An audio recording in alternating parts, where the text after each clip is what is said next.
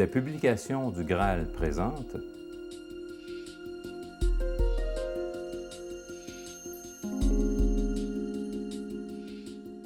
Le secret de la naissance.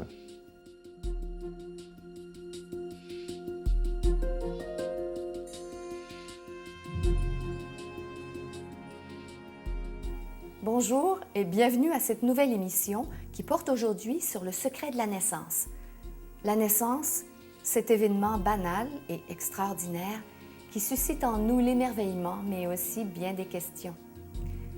Aujourd'hui, notre invité est M. Christopher Vazé, naturopathe en Suisse. M. Vazé a écrit de nombreux livres sur la médecine naturelle. Il a aussi écrit des livres à caractère spirituel. Nous le recevons aujourd'hui en particulier pour parler de son livre « Le secret de la naissance ». La connaissance de ce secret, vital pour comprendre le sens de notre vie sur Terre, nous est dévoilée dans l'œuvre « Dans la lumière de la vérité, message du Graal » de Abdrouchine.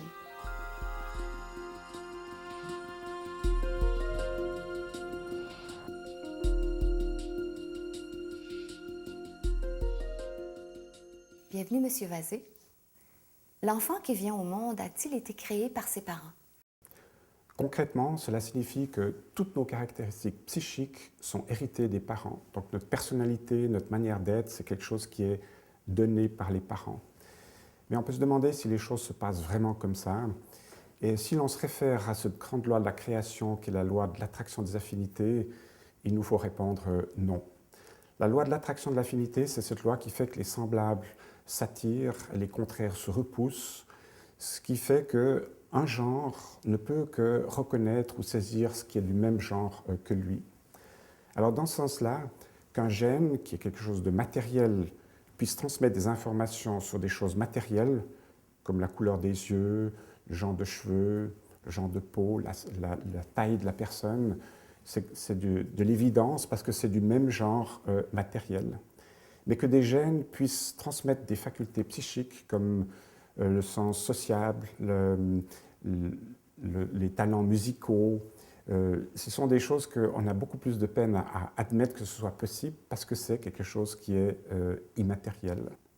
Mais malgré tout ce qu'on sait sur les gènes, et on sait beaucoup de choses sur les gènes humains, on a découvert tous les gènes qui sont responsables de beaucoup de fonctions physiques, mais on n'a pas encore découvert un gène qui soit responsable d'une fonction psychique. Et je pense qu'on n'en découvrira jamais parce que justement, quelque chose de matériel comme un gène ne peut pas transmettre des facultés psychiques. D'ailleurs, si vraiment nos facultés psychiques étaient déterminées par des gènes, cela signifierait que l'être humain devrait avoir beaucoup plus de gènes que les animaux. Or, en pratique, ce n'est pas le cas. Avant qu'on sache suffisamment de choses sur les gènes humains, des calculs avaient été faits pour essayer d'estimer à combien devait être le nombre de gènes humains pour représenter toutes nos facultés. Et on était arrivé à environ 130 ou 140 000. Et lorsqu'on a vraiment décrypté tout le génome humain, on est arrivé, si ma mémoire est bonne, à 30 ou 40 000, donc beaucoup moins. Et plus vexant encore, le nombre de gènes humains n'est que le double de ceux d'une mouche, où ils sont à 1% différents des grands singes. Alors, ce 1% de gènes différents entre un grand singe et un être humain n'explique pas toute la multitude de facultés psychiques qu'on a, parce qu'on a une faculté créatrice, une intelligence, un sens artistique, un sens religieux, social, toutes sortes de choses qu'eux ne possèdent pas du tout. Et ce 1% de gènes n'explique pas ces différences. Donc les gènes ne transmettent que des informations pour des facultés physiques, mais rien de spirituel ou de psychique. Autrement dit, l'hérédité physique existe, mais il n'y a pas d'hérédité spirituelle. Nous n'héritons absolument aucune de nos facultés psychiques des parents. Comment un enfant précis arrive-t-il dans une famille donnée? Oui, alors là, c'est de nouveau la loi de l'attraction de l'affinité qui entre en jeu. Donc l'explication que je vais vous donner, ce n'est pas une explication de la science qui se base seulement sur les choses matérielles, mais une explication spirituelle qui fait appel à des choses qui dépassent le plan terrestre. Il faut se représenter les choses comme ça, c'est que l'âme qui veut s'incarner dans un corps d'enfant se trouve encore dans l'au-delà, et que le corps dans lequel elle veut s'incarner se trouve ici sur Terre. Il y a une certaine notion de distance, et cette âme qui est dans l'au-delà doit se rapprocher du corps dans lequel elle va s'incarner. Elle doit même s'ancrer à proximité pour rester vraiment aux abords de cette âme, tisser des liens avec ce corps pour finalement pouvoir s'y incarner. Alors maintenant, cet esprit qui est dans l'au-delà, à quoi est-ce qu'il va pouvoir s'incarner ici sur Terre? Et c'est là où la loi de l'attraction des affinités intervient. Les semblables s'attirent, donc cette âme qui est dans l'au-delà peut être attirée par une âme sur Terre pour se rapprocher du corps. Mais maintenant, quel est l'esprit qui est le plus proche du petit corps en formation, si ce n'est l'esprit de la mère, qui va faire le point d'ancrage, le point d'attraction pour l'âme qui est dans l'au-delà. Et c'est comme ça que cette âme se rapproche du plan terrestre et du petit corps en formation. Mais maintenant, dans l'au-delà, il n'y a pas qu'une âme qui veut s'incarner, il y en a un certain nombre. Alors laquelle parmi toutes celles-là va être choisie ou être attirée de manière prédominante pour pouvoir s'incarner?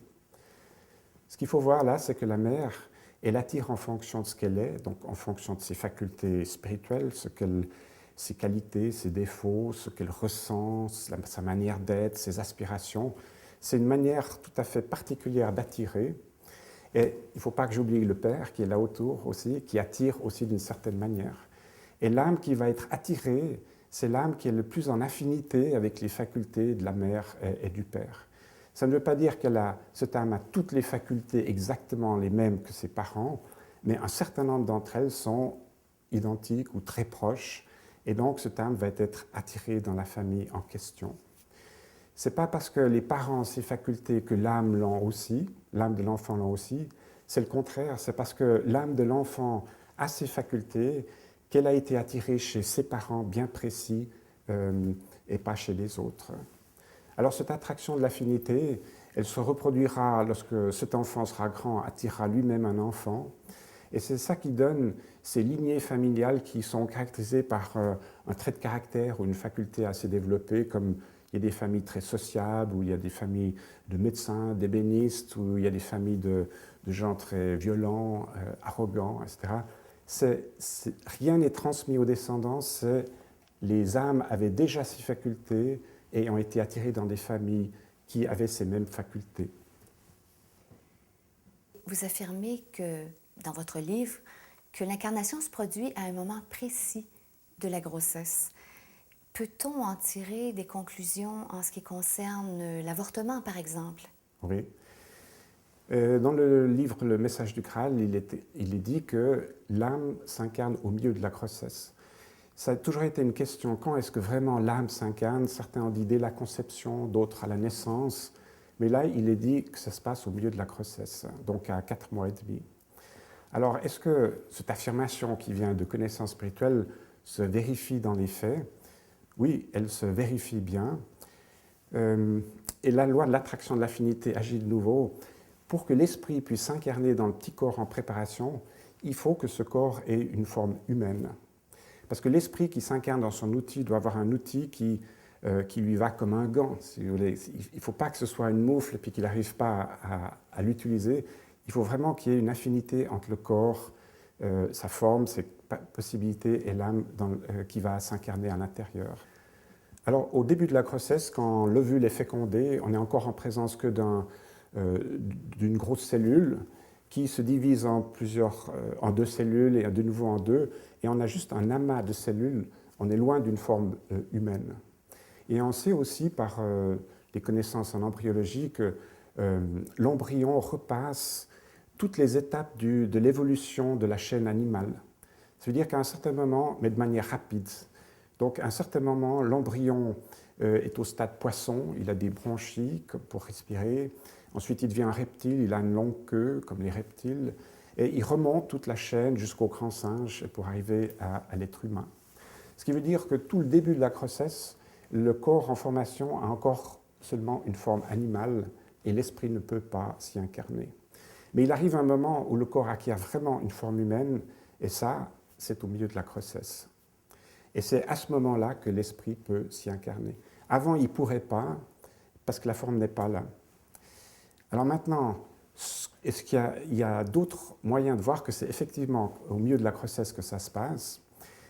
Logiquement, lorsque l'esprit s'incarne dans le corps, il va commencer à l'utiliser et donc à le mouvoir. Et les premiers mouvements de l'enfant dans le ventre de sa mère ont lieu à un moment bien précis et c'est vers le milieu de la grossesse à nouveau. Il y a encore une autre chose que les femmes peuvent ressentir, c'est que, étant donné que l'esprit s'incarne dans le petit corps qui se trouve dans leur ventre, l'esprit de la mère et l'esprit de l'enfant se retrouvent l'un à côté de l'autre, à très grande proximité, et la mère peut alors beaucoup mieux sentir quel genre d'âme vient de s'incarner. Elle peut ressentir que c'est une âme plutôt douce ou très active, mais ce n'est pas physique, c'est un ressenti intuitif. Et ce ressenti a lieu à partir du milieu de la grossesse également.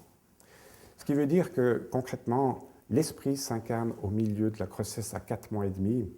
Et certaines personnes seraient peut-être tentées de se dire, bon, alors en fait, on peut avorter avant les 4 mois et demi parce que l'âme n'est pas encore là.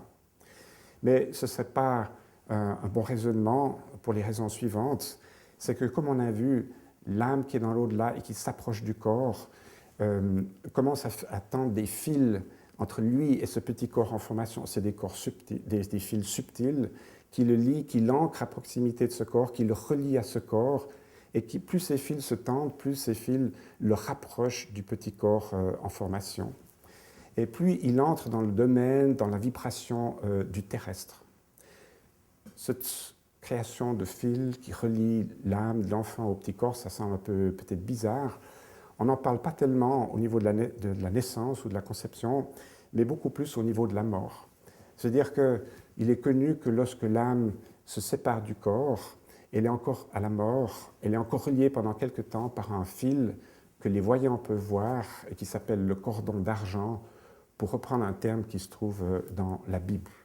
Ce qui signifie que la Bible n'est pas en opposition à ce qui vient d'être dit là à propos de ces fils. Donc, c'est plutôt à la mort qu'on connaît ça. Il y a même des fils, que deux fils puissent relier deux éléments différents qui dépendent l'un de l'autre. De nouveau, vu que c'est subtil, les gens diront peut-être comment on peut croire une chose comme ça. Mais on a un exemple très concret dans le domaine dont on parle, c'est le cordon ombilical qui relie la mère à l'enfant et qui est du domaine physique, mais qui est une reproduction de quelque chose qui se passe aussi au niveau subtil. Donc, pour revenir à l'avortement, ces fils se tendent, l'enfant se rapproche de plus en plus du domaine terrestre, il y a toute une aspiration à descendre, à venir, une préparation intérieure. Et de l'autre côté, la même chose passe pour la mère qui attend l'enfant, qui se réjouit, elle le sent de plus en plus, il y a toute une nouvelle relation qui se développe. Et avec l'avortement, on coupe tous les fils et on repousse l'âme de l'autre côté. Ce qui est très douloureux pour cette âme-là, parce qu'il y avait tout ce mouvement d'approche, cette impatience de venir. C'est comme si sur Terre, on a un projet et puis qui se rapproche, c'est imminent, on se réjouit de plus en plus, et puis quelques secondes avant ou un moment avant, on nous coupe, on nous empêche de le faire. C'est évidemment quelque chose qui est très frustrant et douloureux, mais bon, c'est juste pour un événement terrestre. Alors, quand il s'agit d'une naissance, c'est beaucoup plus grand et beaucoup plus fort. Donc il y a des dégâts qui se font à cette âme, et ça, ce n'est pas une bonne chose pour elle. Et la mère vit aussi quelque chose à ce niveau-là. Bon, de nos jours, peut-être les avortements se font de manière médicalement correcte, sans trop de dommages, mais au niveau de l'âme de la mère, souvent, il peut y avoir des choses désagréables qui se passent, dans le sens où elle ressent tout d'un coup que cette relation subtile qu'elle avait avec cette âme qui venait, ça a été coupé, partie par sa volonté, elle le regrette. Il y a tout un vécu intérieur douloureux d'avoir coupé tous ces fils et qui montre que c'est quelque chose qui serait mieux de ne pas faire. La mère a donc un rôle déterminant dans l'incarnation d'un esprit.